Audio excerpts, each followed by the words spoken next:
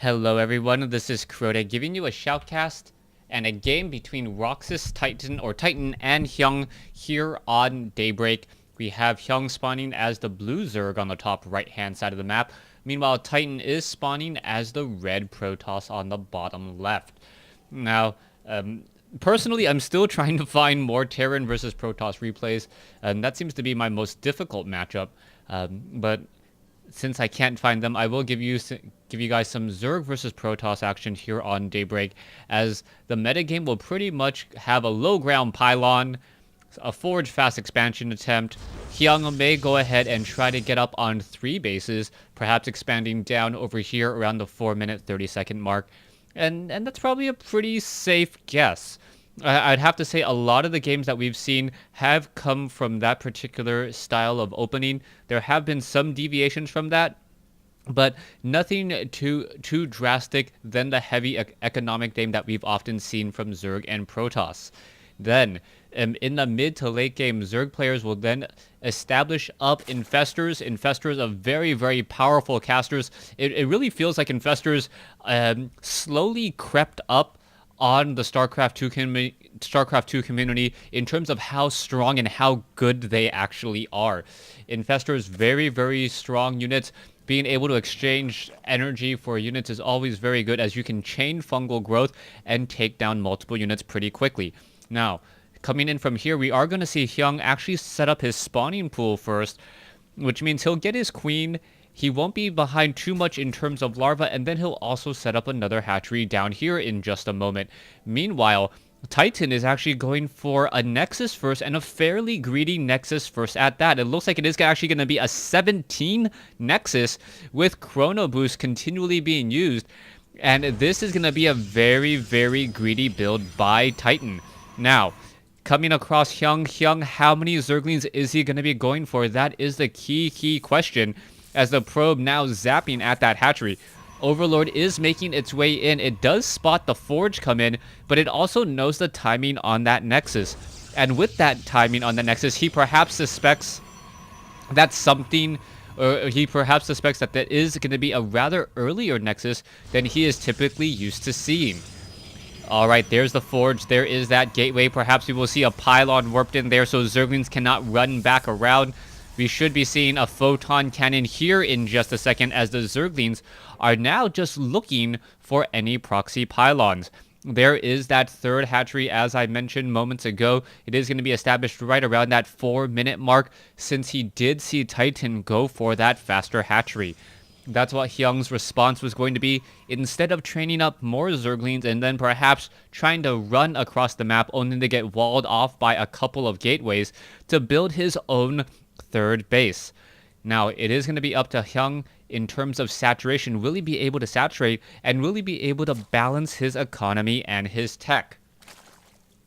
The reason why I talk about balancing economy and tech is Hyun is really going to be focused on a single purpose, and that's creating drones.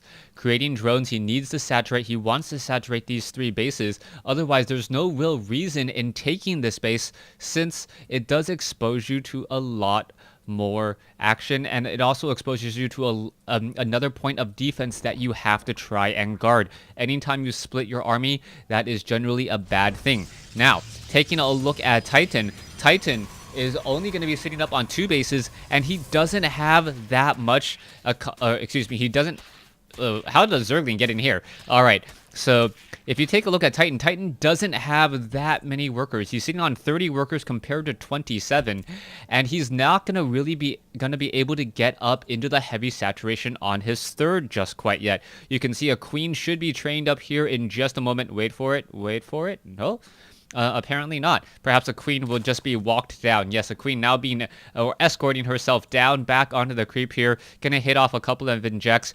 And Hyun pretty much knows that he's in a good situation. He doesn't have to worry about a lot of gateway units. He's gotten a very good scout across the base, and Hyun does not know that there is a Stargate here, but as long as Hyun gets 2 queens at each base, which is not uncommon at this point, he's going to be in a great situation. We can see that the drones are still being trained up and being trained up heavily. Hyun going to be sitting at 43 drones, and I believe this is going to catapult into about 70 drones around the 9-minute mark. Now, what is Hyung's follow-up plan going to be? You can see that the Stargate is being trained up here. Hyung's economy much stronger than his opponent in terms of just pure minerals.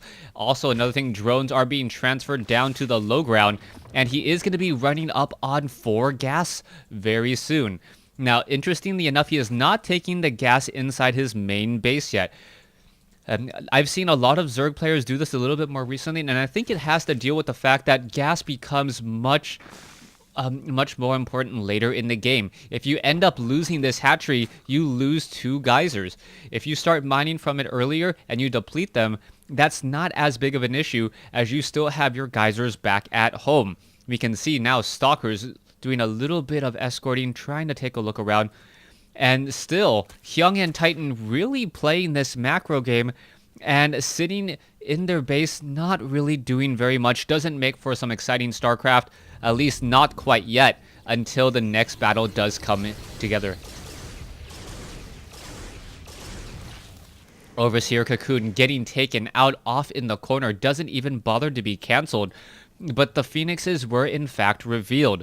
We can see Glio Reconstitution is being added, Evolution Chamber being added as well. The Roaches are now trying to pressure out to make sure that the Phoenixes are forced to deal with them. The Roaches just simply walking across the map. There is double Evolution or double Spore Crawlers here. You can see it's going to be about another 15 seconds, but Overlords are getting shot down and Hyun will be forced to replace them, which means he is not going to have the necessary workers that he wants at this stage.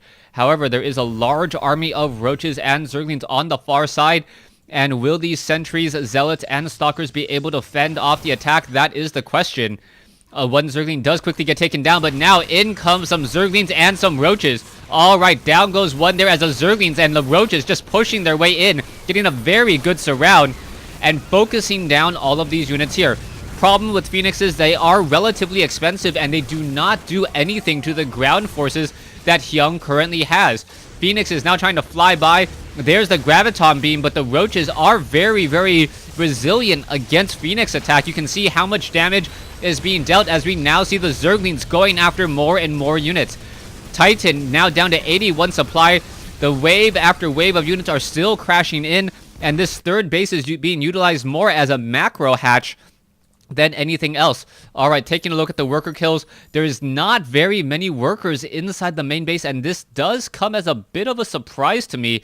Not that many workers at all. Roach is now making their way in, and let's see, Hyun sitting at 51 drones compared to 58. This actually is not going to be going too well for Hyun. Hyun has invested a lot in this attack, and it's all of a sudden gonna fall short, fall flat, and Titan will be able to push back even stronger. Hyun now trying to macro up a bit more. Roaches are coming in. Probes need to engage. Photon cannons now coming online. And is it going to be enough and in time? The Phoenixes are not going to be doing much there, as Titan now down to 84 supply. I take it back. 53 probes to 51 drones. And it looks like Hyun has broken the line and is now just going to start destroying this base here. Zerglings, Roaches, gonna finish off this third base by Titan. Titan will not be able to recover it nearly as quickly as he would like. The Phoenix is just not that effective, especially against this mass Roach army that we see. Hyun trying to regroup. More units now coming in. Are we gonna see some force fields? Yes, we are. There you go. 2 Immortals finishing off some of those Roaches, and I believe the attack will be stopped now, but not before Hyun gets up to 61 drones and now has an even stronger economic lead.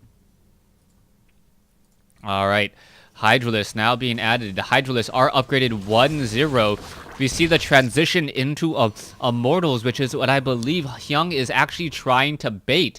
Hydralisks are rather slow, and I don't believe we'll see any Immortals anymore. Did Titan spot those Hydralisks?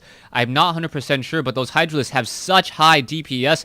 Attack speed of 0.83, and Phoenix is down. 1 down, 2 down, 2 down, so quickly. And now the attack is coming in. The robotics bay now trying to be built, but I do not believe Colossi will be coming in on time.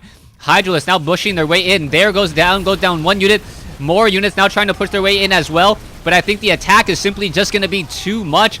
Hyun pushing in with a lot of Hydralisks and a lot of Roaches. The perfect combination of units. And there is the GG by Titan. Titan realizing that he just could not stop this base. And wave after wave of Zergling that was going to come. Thanks for watching. Thanks for listening. Hope you guys enjoyed Game 1.